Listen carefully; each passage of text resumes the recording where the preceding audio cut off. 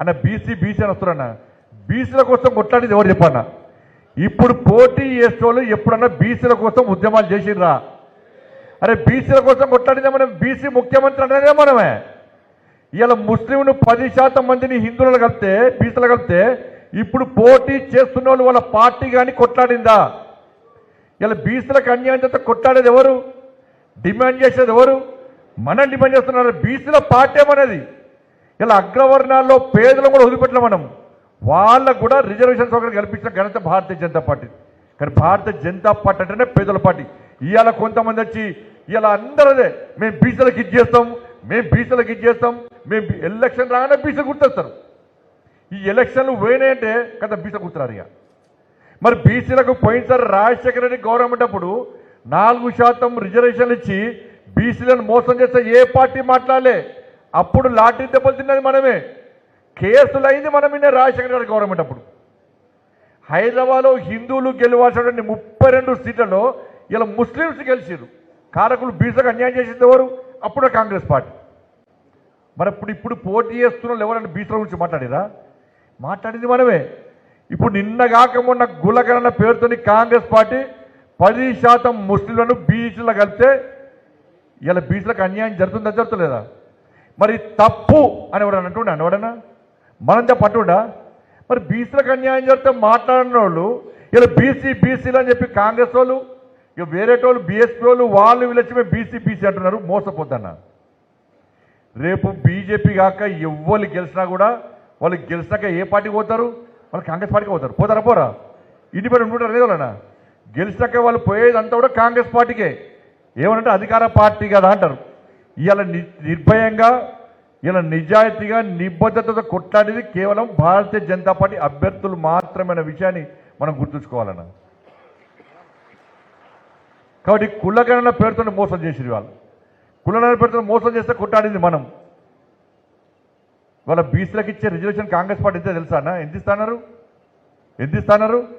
42% reservation ఇస్తున్నారు లేదా? ఎన్నికలు ఇస్తున్నారు కదా. కానీ వాళ్ళు ఇచ్చేది ఎంత? ఇప్పుడు ఇచ్చేది ఎంత? 32%. 10% తురుకోలను తీసేస్తే మన రిజర్వేషన్ ఎంత?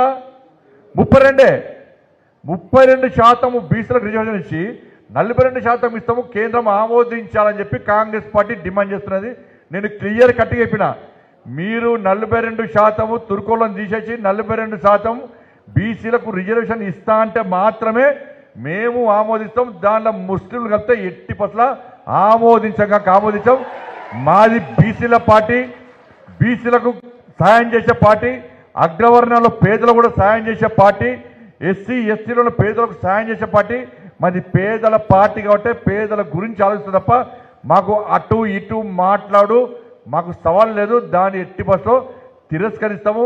మేము బీసీలకు న్యాయం చేస్తున్నామని చెప్పి ఇవాళ నిర్భయంగా చెప్పిన పార్టీ భారతీయ జనతా పార్టీ.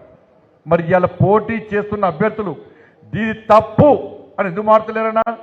మాట్లాడే దమ్ము లేదు. ఎందుకంటే ఒక వర్గం ఓటు వాళ్ళకి కావాలి. వాళ్ళ ఓట్లు తక్కువ ఉన్న వాళ్ళ ఓట్లు వన్ సైడ్ పడతాయి కాబట్టి మనకు కావాలి అంటున్నారు. ఒకరు గుర్తుంచుకోరన్నా, ఇలా 10% ముస్లిం బీసీలు కలిపితే ఇవాళ మీద మున్సిపాలిటీ ఉంటుంది. మీరు ఎవ్వరు సర్పంచ్ గెలవరు. మీ ఏరియాలో మీ గ్రామ పంచాయతీలో 500 మంది ముస్లిమ్స్ ఉంటే అది బీసీ అయితే వాళ్ళు వచ్చి అక్కడ పోటీ చేస్తారు. వాళ్ళ ఓట్లన్నీ ఒక్కదికి పడతాయి కదా. అప్పుడు ఎవరు గెలుస్తారా? ఎవరు గెలుస్తారు? ఒక కౌన్సిలర్, నేను కౌన్సిలర్గా పోటీ చేస్తా, అది మరి బీసీ అవుతుంది. నేను పోటీ చేస్తా బీసీ కాబట్టి నేను పోటీ చేస్తా. నాకు వ్యతిరేకంగా ఒక ముస్లిం వస్తాడు. మా వార్డులో 500 మంది ముస్లిం ఓట్లు ఉంటాయి. ఆ ఓట్లు 1500 ఓట్లు ఉంటాయి, 500 మంది ముస్లిం ఓట్లు ఉంటాయి. ఎక్కడ వచ్చి బీసీ మా వార్డులో పోటీ చేస్తాడు. అప్పుడు ఎవరు గెలుస్తారు? ఇక మీ బీసీల పరిస్థితి ఏందన్నా? బీసీల బతుకులు ఏంది? ఎవరి రాజ్యం అవుతుంది?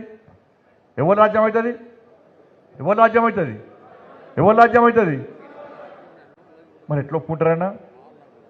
బీసీ సమాజం ఆలోచించాలి. ఇలా బీసీల కోసం కొట్లాడేది మనం. ఇలా ఎస్సీ వర్గీకరణ చేసి ఎస్సీలను ఆదుకున్నది భారతీయ జనతా పార్టీ. ఇలా మాలలకు కూడా ఏ విధంగా న్యాయం చేయాలో ఆలోచిస్తున్నాం. ఎవరికి ఇబ్బంది కాకుండా మాలలకు కూడా ఏ విధంగా న్యాయం చేయాలో, మాదిగలకు అన్యాయం జరగకుండా వర్గీకరణ విషయంలో మాలకు వేరే రకంగా న్యాయం చేసే విధంగా కూడా భారతీయ జనతా పార్టీ ఆలోచిస్తున్నది. ఏ వర్గానికి అన్యాయం చేయమన్నా అగ్రవర్ణంలో పేదలు నష్టపోతారు కాబట్టి ఇవాళ మనం న్యాయం చేసే ప్రయత్నం చేస్తాం. అది కేసీఆర్ మెడల్ వచ్చింది మనమే. ఈడబ్ల్యూఎస్ ఇచ్చిన తర్వాత కేసీఆర్ అమలు చేయలే.